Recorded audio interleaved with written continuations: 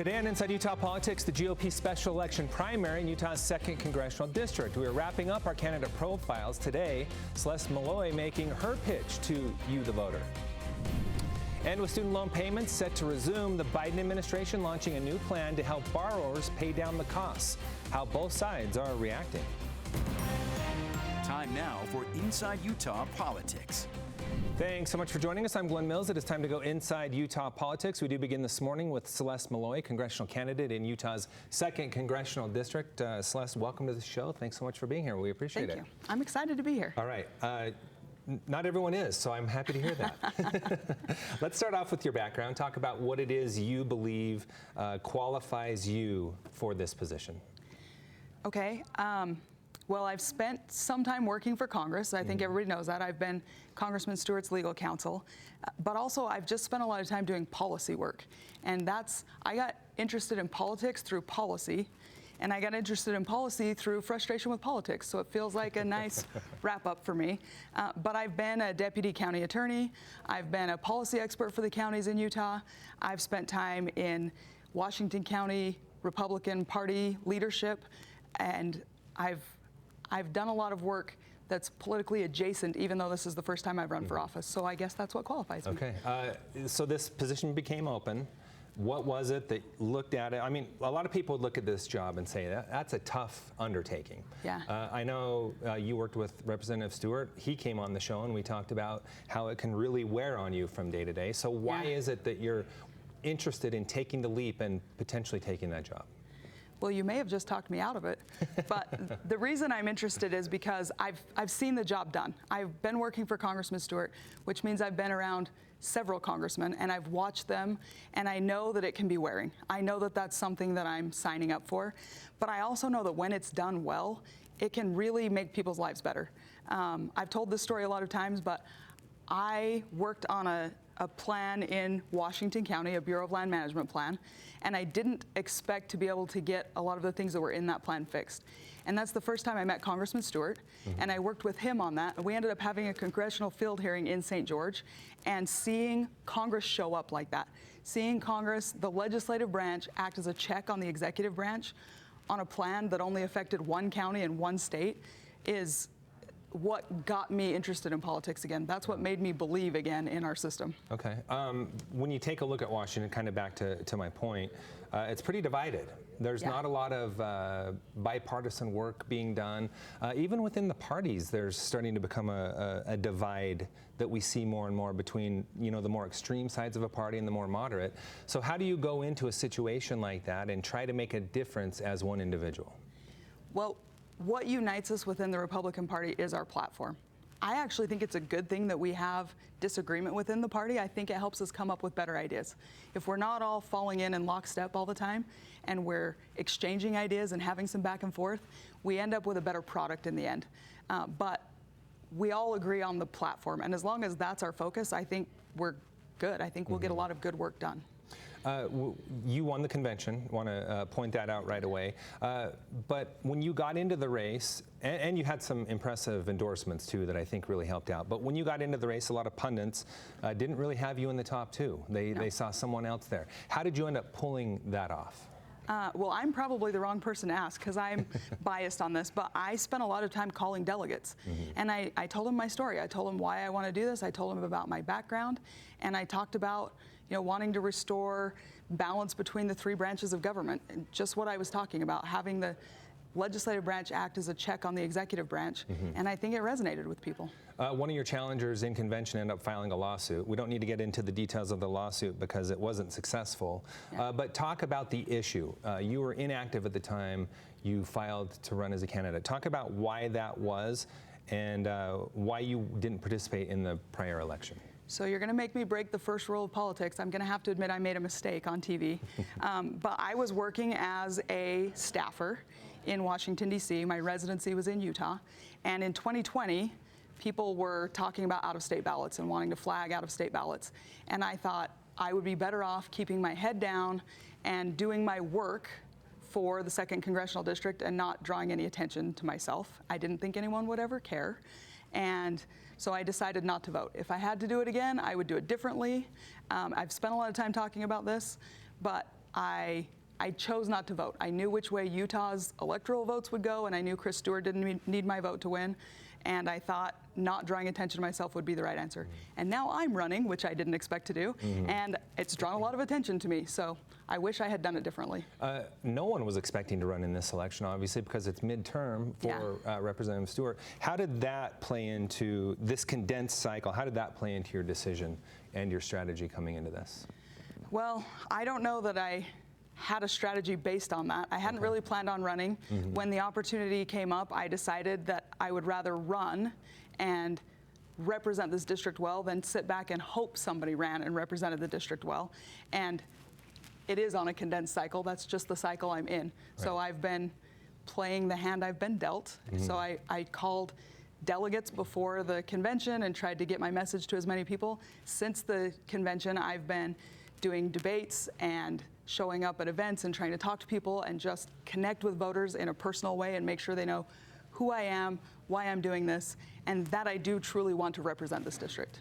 You mentioned what some of your priorities would be if you were elected, but talk about what you are hearing from people on the ground that is most frustrating to them and how you would address that.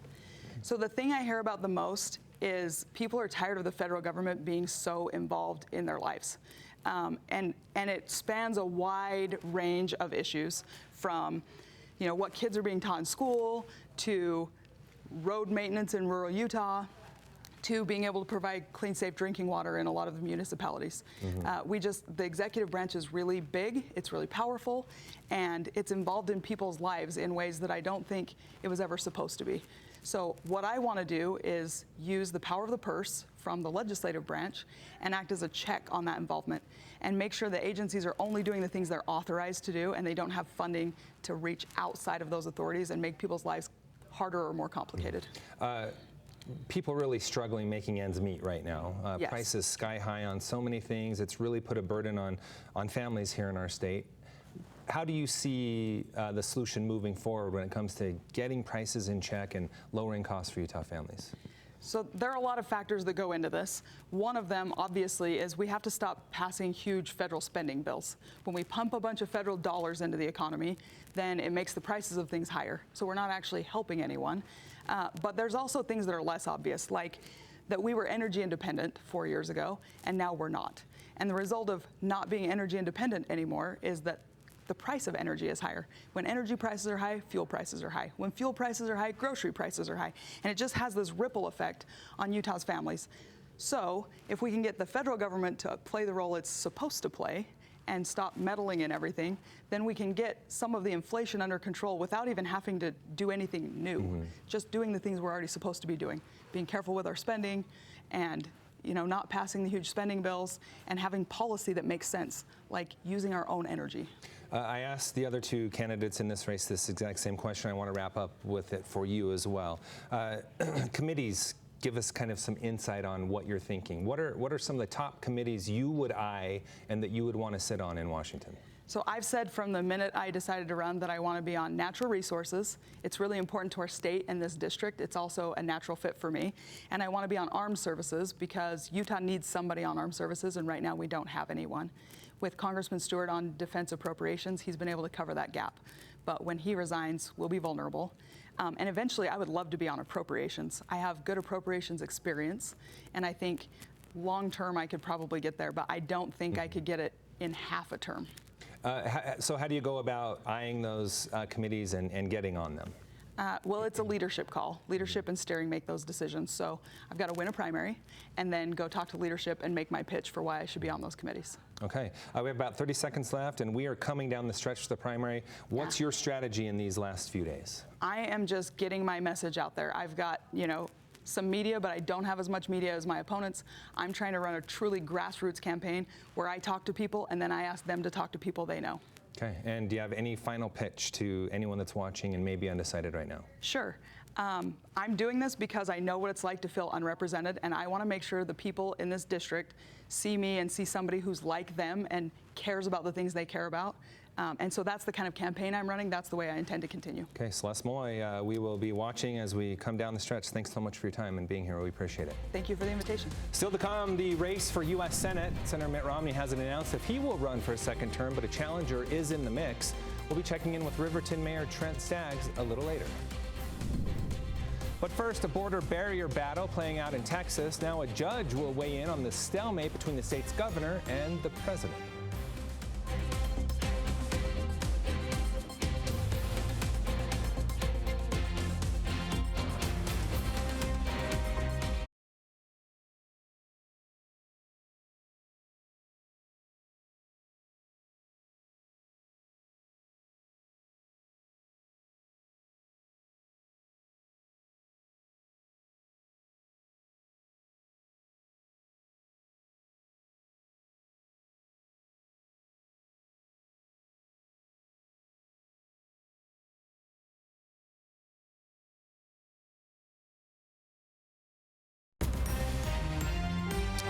Soon, millions of borrowers are going to have to start paying back their student loans again. But the Biden administration has a new plan they say will help lower monthly payments and bring borrowers closer to forgiveness. Washington correspondent Hannah Brandt with the details. The new SAVE plan is the most affordable student loan repayment plan ever, according to the Biden administration. It's a big deal. Education Undersecretary James Quall says the new plan cuts monthly payments to just 5% of a borrower's discretionary income. For some people, that means payments will drop to $0. It really is a dramatic difference in the amount borrowers are going to be expected to pay. Also, students who borrowed $12,000 or less will have their debt completely forgiven after 10 years of payments. And borrowers who make their monthly payments won't accrue interest. So that means if you are making your student loan payments, you're not going to see your loan grow and grow anyway as interest accumulates. After a 3-year pause, some economists are worried about repayments starting in October, even with this new plan. Considering just how high interest rates are right now and continuing inflation is also a problem, it's just going to put these cash-strapped Americans in an even more difficult spot. Bankrate analyst Sarah Foster says their study found nearly half of borrowers think student loan debt is a national crisis and that the federal government isn't doing enough to help. Though she thinks the SAVE plan is a good step, she says these loans are still holding a lot of people back financially. Students with debt, when they graduate, they delay buying homes, getting married, having children. So it is a major concern. The Biden administration says they are working on further forgiveness, but they think this plan will make a difference for those who apply. When people see the impact it would have on their bills, there's a lot of relief. In Washington, I'm Hannah Brandt. This week, a federal judge considering whether Texas can keep a floating barrier on the U.S.-Mexico border. The buoys were placed by the Texas Department of Public Safety as a barrier to stop migrants from Mexico. But the U.S. Justice Department says those buoys violate federal law and pose a danger to migrants. Washington correspondent Anna Warnicki has more.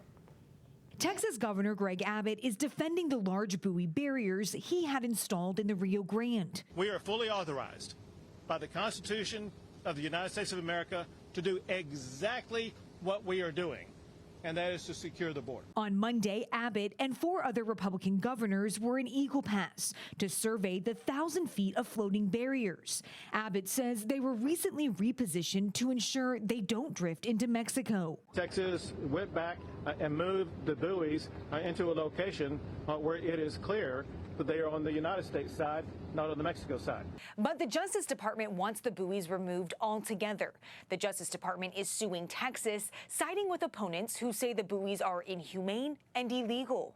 All of this was done without due process. I mean, to get anything done down there by the river or in the river takes years to get permissions.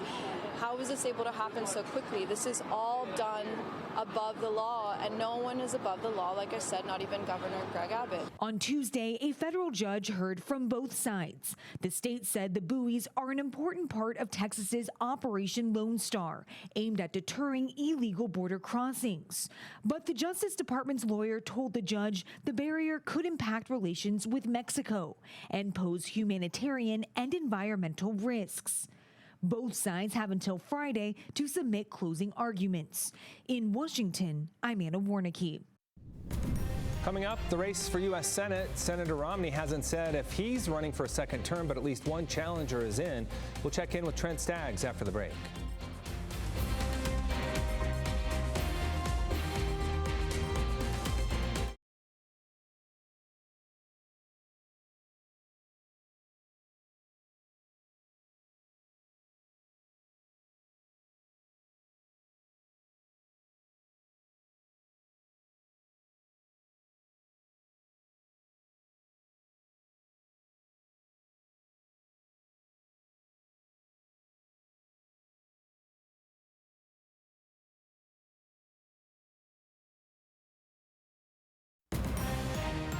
watching Inside Utah Politics. We turn now to the race for U.S. Senate. Next year, Senator Mitt Romney's term is up. He has yet to announce his intentions, but Riverton Mayor Trent Staggs has officially launched his campaign. He's here to talk about why. Mayor, great to have you back on the show. Thanks for being here. Yeah, thanks for having me. Let's start off with background first, background/resume. Talk about what it is that you've done that got you to this point where you believe you're ready to take on the role as U.S. Senator.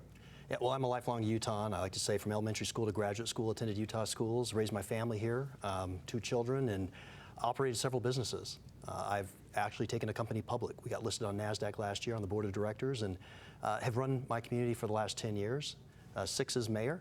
And with all that local elected experience, I feel like we need to have somebody who's authentically Utahn and consistently conservative. And that's what I believe has typified my career. And with that and so many people encouraging me to take a look at this and run for office, that's why my wife and I have decided to go ahead and serve in this capacity. I started off the segment by saying Senator Romney has not made his intentions known just yet. This is obviously a completely different race if he's in versus if he's out. So when you take a look at that and you kind of assess the situation, how do you strategize and move forward, given that it could be completely different depending on what he decides? Yeah. Well, no matter what he decides, we're in the race. And I think we're the only ones that have fully announced that. You know, we took a decision very boldly to go ahead and do this. And I think Mitt Romney and his voting record and the representation or lack thereof in the state is a great motivator as to why I'm in this race. I've been very vocal about his record. He 5 years ago, he claimed that he was going to put us on a path to a balanced budget. He was going to end illegal immigration. He'd stop federal spending and overreach, and he'd appoint conservative justices. His record does not at all reflect that, just the opposite. And we know that he's had a hard time coming to state conventions. I'm a state delegate. He hasn't bothered to show up the last couple of years. I chaired the Salt Lake County GOP convention in March, offered him the chance to come in person or do a video. He declined on all fronts. So I think it's more than just the voting record. Utahns deserve a true conservative that can represent them and do just that, actually represent them and be there accountable. Okay, let's dig into that a little more. Specifically votes, what are some votes you take exception with, and how would you have done that differently? Yeah, well, I think with omnibus spending, I mean, he's voted for trillions more in spending. I would have followed our Senator Mike Lee in that, where we have to get things under control. We're $32 to $33 trillion in debt right now. It's just reckless spending. The balanced budget, I mean, just in May, here Mitt Romney indicates that's a huge priority for him. But Senator Lee had a letter to President Biden saying, look, I've got 42 other Republicans here that we're not going to raise the debt ceiling unless we get substantial spending cuts and budget reform. And Mitt Romney would not sign that letter. I would have been proud to put my name to that letter, and I would have supported and held the line on debt ceiling negotiations without a doubt. And then conservative justices, he's one of 3 Republicans that voted for Ketanji Brown Jackson. I think that's just a radical associate justice to the Supreme Court. So you would have voted no on that Absolutely. Nomination? Absolutely. You know, I've talked with the senator and others who might look at that and say, well, we're not going to get everything we want. We're not going to be able to do that. So why not meet in the middle, come to the table, negotiate, and try to get some of what we want in being able to move forward? What's wrong with that approach? Well, I think what's wrong with that approach is that the right seemingly is the only one willing to compromise. Every time we compromise, it costs us trillions of dollars. And so we have one side that's starting clear over here and unwilling to compromise and is very disciplined at that, and the other always trying to move a little bit in, and just you see, where has that gotten us today? Where has that gotten us today? We're trillions and trillions of dollars in debt, as I indicated. We're nowhere closer to a balanced budget. We have taxes in a regulatory state that's out of control. We got a weaponization of various departments, and it's just we have to get back to a sense of normalcy. Yeah, and how do you do that given the makeup in Washington right now? Because there's not a lot of bipartisanship and a lot of coming together. So if you were in that office, how would you specifically, as one individual, approach that to get those things done? Yeah, I think you have to clearly articulate what your stance is, and I've done that. At my website at TrentStaggs.com, I'm all about smaller government, safer families, and a stronger economy. First and foremost, I want to focus on that smaller government and say, hey, these are the things I really want to get done. And the regulatory state, for example, if we could just focus on one thing in particular, like the REINS Act, for example, and really stop abdicating Congress's responsibility to a regulatory state, a bunch of unelected bureaucrats. Let's pull that back in and take that in. That alone is going to make a huge difference in terms of changing the size and scope of our federal government. You brought up the approach of our two different senators, and you have said you would have gone the route Senator Lee would. Would you say you and him would be very similar in your voting record and what you do if you were elected to the Senate? I think so. I think so. That is definitely, Senator Mike Lee is one senator that I admire. It's one whom I would hope to emulate. There are a number of others too in the Senate, in the U.S. Senate, some great conservatives that we have there. And I would definitely want to be their ally in the Senate. That's what Utahns want. As I'm going around traveling the state, that's what I'm hearing. Utahns want and deserve another true conservative like Mike Lee. And I think just having one more true conservative in the Senate is going to move us in a direction that this country needs to be. And it's not just Utahns that are wanting that, it's people across the country. And that's why we've actually received small dollar donations from every single state in this country from conservatives that have recognized that need. That's an interesting point, because again, we don't know the complete makeup of this race, but if it is Senator Romney, obviously has the power of incumbency. He'll have the money for sure. So what would be your strategy in the event that it is a race between the two of you? Yeah, he definitely will, but he's got very high name ID. And as I'm going around the state, I'm noticing that people have already formulated their opinions about Senator Romney. I think he's in that 30 to 40% range in terms of favorability amongst Republican voters.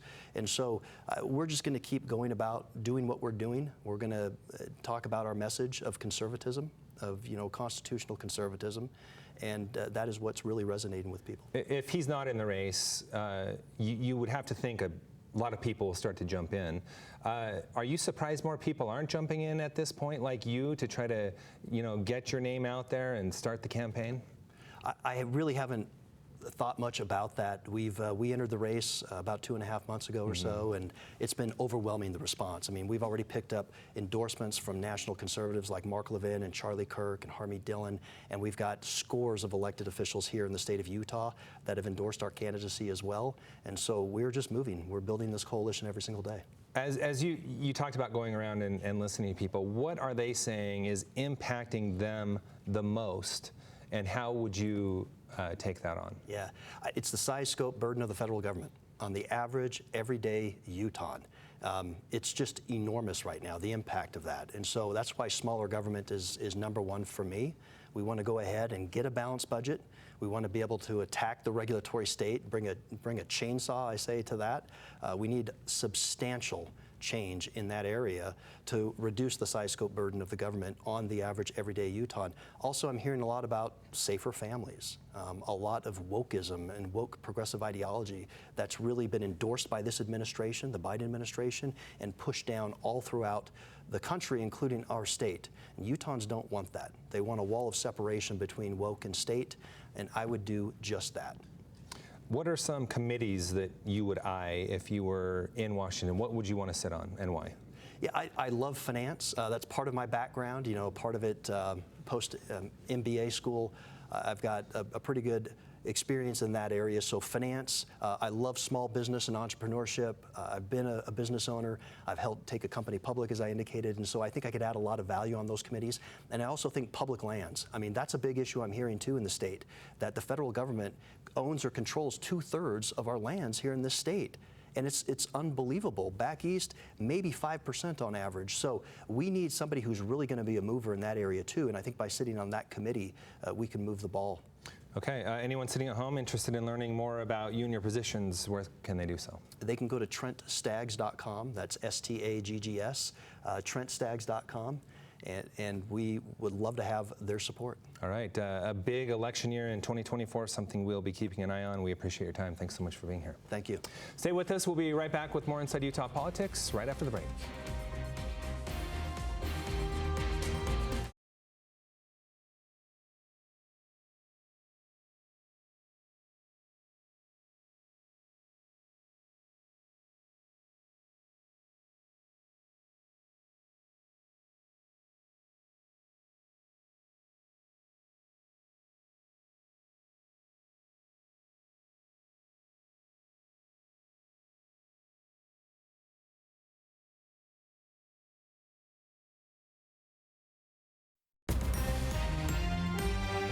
Leaving now with a look at what's on the radar in the world of politics. The primary election is next week. Same-day registration available at early voting locations and on Election Day. Election Day for the primary is Tuesday, September 5th. The general is Tuesday, November 21st.